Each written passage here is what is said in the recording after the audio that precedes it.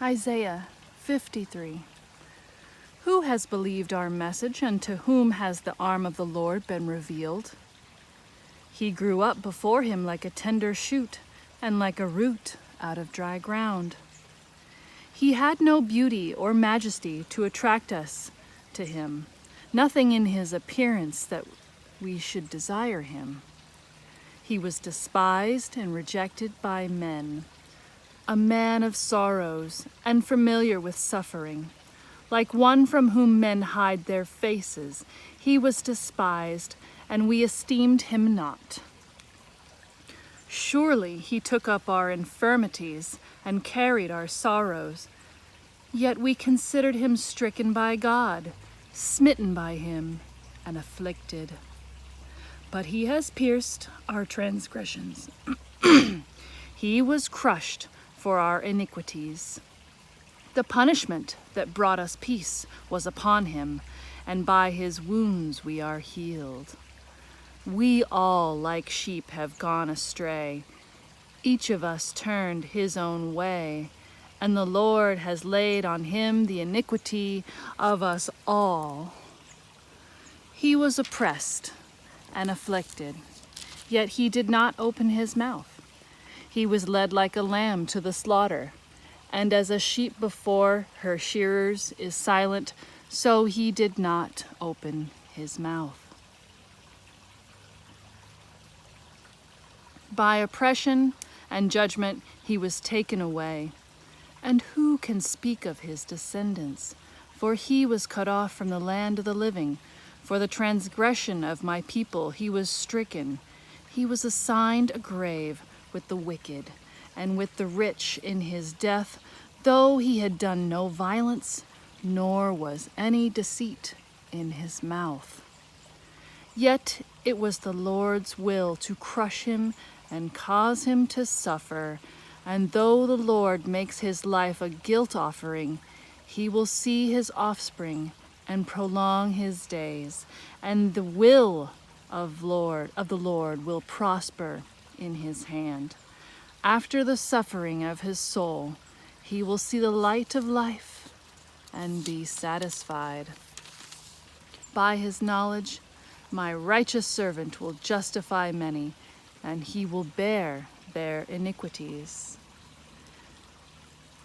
Therefore, I will give him a portion among the great, and he will divide the spoils with the strong, because he poured out his life unto death, and was numbered with the transgressors. For he bore the sin of many, and made intercession for the transgressors. Wounded healer, a great victory looks at first like defeat. Isaiah 53:3. He was despised and rejected by men, a man of sorrows and familiar with suffering. In at least 10 places, New Testament writers identify Jesus as the suffering servant.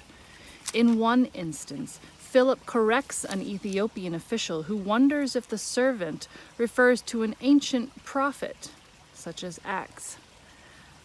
Isaiah 49-55 includes vivid scenes of the servant's sufferings, predictions that find their fulfillment in Jesus' death on the cross. Indeed, this chapter reads almost like an eyewitness account of Jesus' last days on earth, even though it was composed centuries before Christ's death. The physical description, the Bible contains no other physical description of Jesus, is shocking. The servant, quote, had no beauty or majesty to attract us to him, end quote. He was, quote, like one from whom men hide their faces, end quote. As this chapter foretells, Jesus did not open his mouth to answer his accusers at his trial. He left no descendants. He was cut off in the prime of life, and thanks to a gracious friend, was buried in a rich man's tomb. But that was not the end. After 3 days, he saw the light of life. Why the servant dies. According to Isaiah, the servant dies for a very specific purpose. He was pierced for our transgressions. He takes on pain for the sake of others, for our sakes. His wounds and an apparent defeat make possible a great victory. His death seals a future triumph, a time when all that is wrong on earth will be set right. Isaiah 53 forms an underlying foundation for much New Testament theology. For example, verse 5 of this chapter claims that the servant's wounds heal us. The Apostle Peter explains it this way: when Jesus died on the cross, his suffering and death healed us of our sins, enabling us to live for righteousness. Convincing proof.